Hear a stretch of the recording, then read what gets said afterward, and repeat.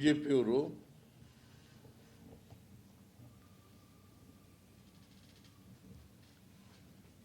Criminal conspiracy ಮಾಡಿ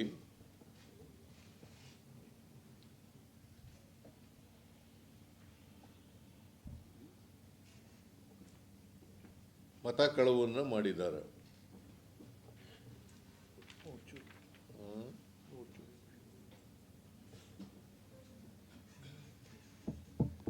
ಆಮೇಲೆ election ಈ ಕೌಂಟಿಂಗ್ನಲ್ಲಿ ಫ್ರೀ ಆ್ಯಂಡ್ ಫೇರ್ ಆಗಿ ನಡಿಬೇಕಲ್ವಾ. ಎಲೆಕ್ಷನ್ ಕಮಿಷನ್ನವರು ಕೂಡ ಫ್ರೀ ಆ್ಯಂಡ್ ಫೇರ್ ಆಗಿ ಮಾಡಬೇಕು. ಎಲ್ಲ ಎಥಿಕ್ಸ್ನ ಗಾಳಿಗೆ ತೂರಿದ್ದಾರೆ.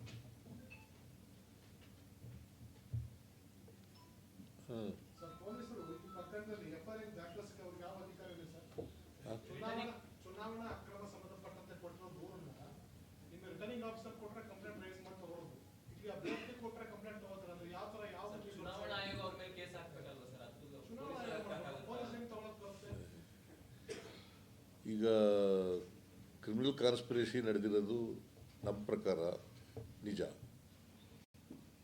It's A fact. ಇದನ್ನು ತನಿಖೆ ಮಾಡೋರು ಯಾರು?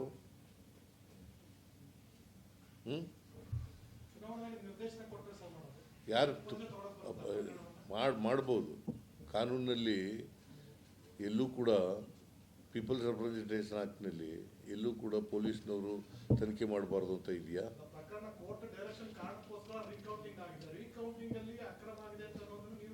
ನೋಡಪ್ಪ, ನೀನು ಹೇಳ್ತೀಯ, ಇನ್ಯಾರು ಹೇಳ್ತಾ ಇರೋದು? ಚುನಾವಣಾ ಆಯೋಗದವ್ರು ಹೇಳಿದ್ರ?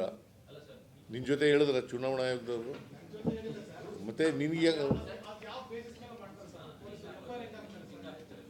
ನೋಡಯ್ಯ, ನನಗೆ ಅನ್ಯಾಯ ಆಗಿದೆ ಅಂತ ಕಂಪ್ಲೇಂಟ್ ಕೊಟ್ಟಿದ್ದೀನಿ. ಅದನ್ನು ರಿಜಿಸ್ಟರ್ ಮಾಡ್ಕೊಂಡು ಆ ಕಂಪ್ಲೇಂಟನ್ನು ಇನ್ವೆಸ್ಟಿಗೇಟ್ ಮಾಡತಕ್ಕಂಥದ್ದು ಪೊಲೀಸ್ನವರ ಕರ್ತವ್ಯ.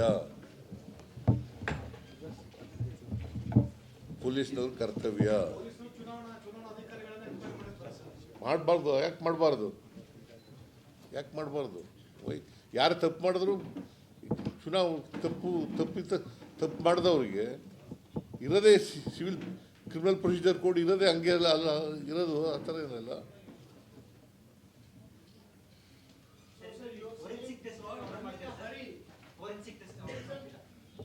ನೆಕ್ಸ್ಟ್ ಪಾಯಿಂಟು, ಇಡೀ ದೇಶದಲ್ಲೇ ಇಂಥ ಕ್ರಿಮಿನಲ್ ಆಕ್ಟಿವಿಟೀಸು ಎಲ್ಲೂ ನಡೆದಿಲ್ಲ.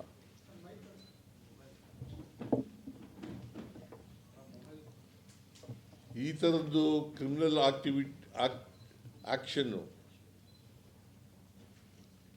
ಆಕ್ಟಿವಿಟಿ ಬಹುಶಃ ಇದೇ ಮೊದಲು ನಡೆದಿರೋದು ಅಂತ ಅನಿಸುತ್ತೆ ನನಗೆ.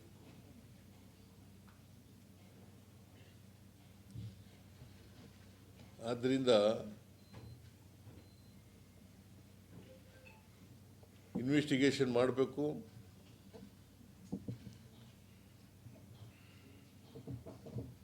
ಇನ್ವೆಸ್ಟಿಗೇಷನಲ್ಲಿ ಸತ್ಯ ಹೊರಬರ್ತಕ್ಕಂಥ ಕೆಲಸ ಆಗಬೇಕು.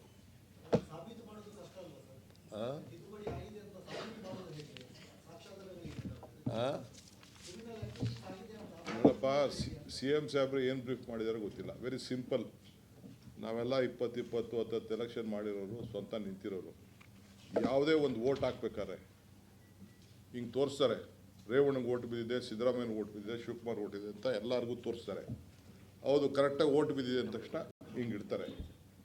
ಸೊ ಎಲ್ಲ 252 ವೋಟು ಕೂಡ ಏನು ಪೋಸ್ಟಲ್ ಬ್ಯಾಲೆಟಲ್ಲಿ ಬಂದಿತ್ತು ಅದಕ್ಕೆಲ್ಲ ಸಿದ್ದರಾಮಯ್ಯನವ್ರ ಪರವಾಗೋ ಇಲ್ಲ ರಾಜೇಗೌಡನ ಪರವಾಗಿ ಓಟ್ ಬಿದ್ದಿದೆ ಅಂತ ಅಂದ್ಬಿಟ್ಟು ಸೇರಿ ಅದನ್ನು ಬಂಡಲ್ ಮಾಡಿ ಇಲ್ಲಿಟ್ಟಿದ್ದಾರೆ. ಅದಕ್ಕೆ BJP agent, independent, Congress agent ಎಲ್ಲ ಸೇರಿ ಇದು ಕರೆಕ್ಟಾಗಿದೆ ಹೇಳಿದ್ದಾರೆ. ಅದಾದ ಮೇಲೆ ತೆಗೆದುಕೊಂಡು ಅವ್ರು ಯಾರನ್ನ ಒಬ್ಬರು ಅಡ್ಜಸ್ಟ್ಮೆಂಟ್ ಮಾಡಿಕೊಂಡು ತೊಗೊಂಡು ಆ ಬಂಡ್ಲಿಗೆಲ್ಲ 2ನೇ ವೋಟ್ನ ಮಾರ್ಕ್ ಮಾಡಿಬಿಟ್ಟು ಅಂತಂದರೆ ಏನು ನೋಡ್ಕೊಂಡು ಸುಮ್ಮನೆ ಕೂತ್ಕೊಳ್ಳೋಕ್ಕಾಗ್ತದ? CM ಹೇಳಿದ್ರೆ ಆಯಿತು. ಓಕೆ.